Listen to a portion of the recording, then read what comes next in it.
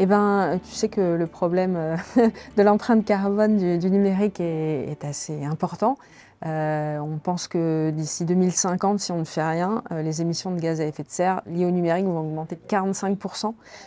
Et donc, en tant que marketeur digital, on a tous quelque chose à faire, on a des responsabilités à prendre.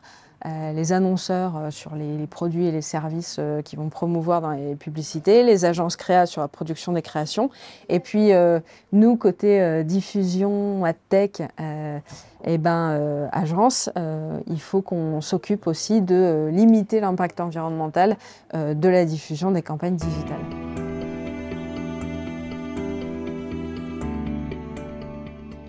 Alors, on va dire qu'il y a tout ce qui concerne le gaspillage des impressions inutiles et des data inutiles, parce qu'il y a beaucoup d'impressions qui sont gaspillées, déjà parce qu'on se focalise sur peut-être de mauvais objectifs. Et il va falloir vraiment repenser quelles sont les contributions réelles des différents canaux publicitaires à la performance marketing.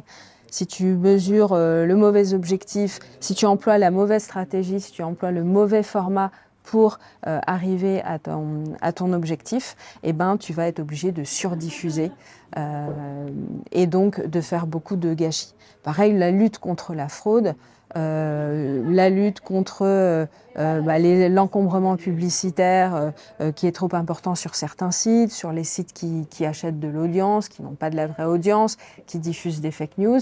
Tout ça, en fait, c'est exposition publicitaire gâchée. Et donc, on a plein d'outils aujourd'hui qui nous permettent de limiter cette déperdition. Donc, il faut en profiter.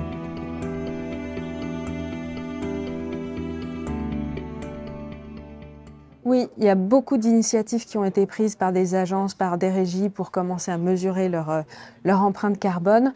On avait fait un grand travail avec l'Alliance digitale, on s'est aperçu qu'il y avait un manque d'harmonisation des méthodologies et des données qui entraient dans ces calculettes.